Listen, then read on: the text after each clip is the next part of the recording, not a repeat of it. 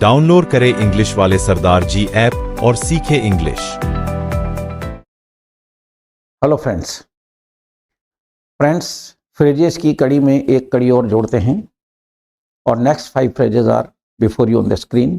Late us move to understand and how to use this phrases.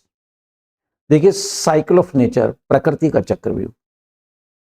बात करते करते कहते हैं कि भाई ये तो प्रकृति का चक्रव्यूह है कि नहीं.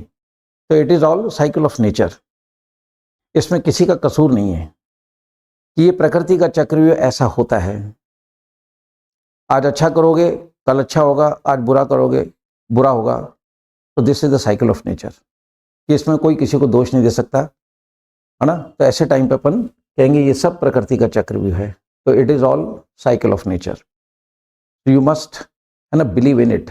What ever is happening, it's God's wish. कि जो भी हो रहा है ये सब ईश्वर की इच्छा है. क्योंकि जहाँ हम लोग हैंडीकेप हो जाते हैं तो वहाँ पे ईश्वर पर सब कुछ छोड़ के ही हम लोग अपने को सेटिस्फाई करते हैं. तो आप इसको ऐसे यूज करेंगे, नो मैटर टू आस्क. कई बार अपन बोलते हैं ये कोई पूछने की बात है, तो अपन बोलेंगे नो मैटर टू आस्क. ये कोई बात है ही नहीं कि मैं, मतलब जब एग्जाम आ रहे हैं तो मैं पढ़ाई करूं या ना करूं. ये तो कोई पूछने की बात है. No matter to ask. ये काम तो करना ही करना है. किसी ने पूछा कि सर मैं ऐसा करूं, है ना, या मैं 10 मीनिंग रोज मतलब उनको देखूं, याद करूं. No matter to ask. if you have this habit of revising the things, definitely the things will be on the tips. और आपको मतलब जो ना सब कुछ आसान होगा. बोलना, करना, फ्रेजेस को यूज करना. तो ये कोई पूछने की बात थोड़ी है. It is no matter to ask. फिर आता है इवन नाउ, कि अभी भी देखो वो, है ना, कहना नहीं मान रहा है. Even now he is disobedient. इतना समझा दिया मैंने, है ना, इतना समझा दिया फिर भी वो अभी भी वो नालायक का नालायक है. Even now he is not obeying me, he is idiot.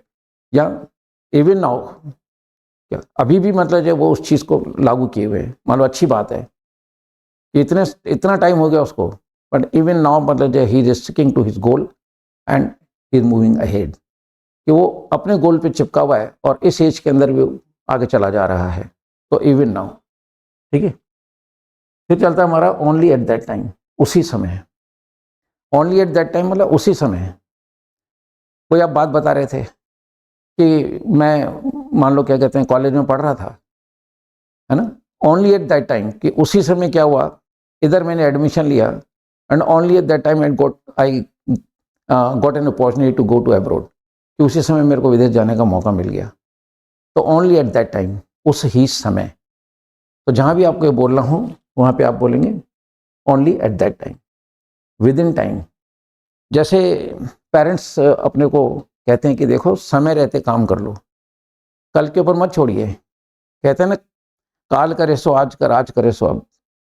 जो कल करना है वो आज करना है, और आज करे सो अब.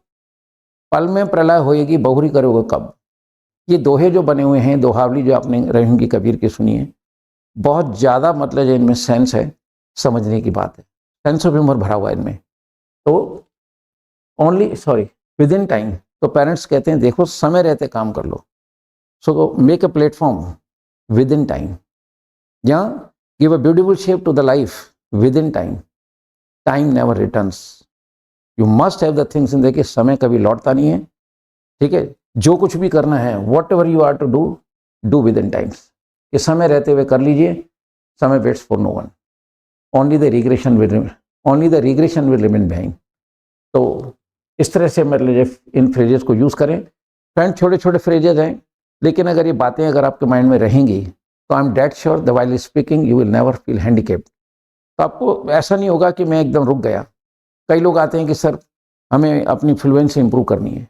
तो मैं उन्हें यही कहता हूँ कि भाई क्या सर, हम इंग्लिश तो बोल लेते हैं लेकिन कई जगह अटक जाते हैं. तो अटकने के 2 कारण हैं. 1 कि आपका सेंटेंस कंस्ट्रक्शन अच्छा नहीं है. Sometimes we feel handicapped while, है ना, कंसल्टिंग ए प्रॉपर सेंटेंस. तो वहाँ पे हम लोग हैंडीकेप महसूस करते हैं. 2 just because of the vocabulary. तो हमारे पास अगर प्रॉपर वर्ड नहीं है, या प्रॉपर फ्रेज नहीं है, या कोई कॉम्पोजिशंस नहीं है, तो हमारे पास अगर इन चीज़ों का नॉलेज नहीं है, तो वहीं पे हम लोग अटकेंगे. And that is the only reason कि हम लोग मतलब ये कहते हैं कि सर, है ना, फ्लुएंसी लानी है. तो फ्लुएंसी लाने के लिए इन चीज़ों का होना बहुत ज़रूरी है.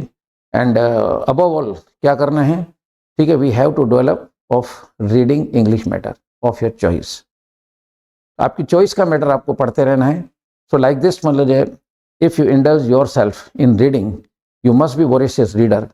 आप खूब पढ़ने की आदत होनी चाहिए। तो जब आप खूब पढ़ेंगे तो डेफिनेटली कि एक माहौल बनेगा और वो reading will definitely help you to speak fluent English. So friends, ये थे आज के 5 फ्रेज। आई होप सो कि इनको आप सुने भी, और जैसा कि मैंने कहा कि इनको सुन के छोड़ना नहीं है।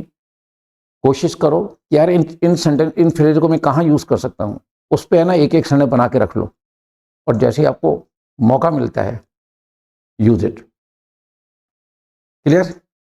सो आई होप सो कि you might be like in this, है ना, दिस सीरीज ऑफ फ्रेजेस।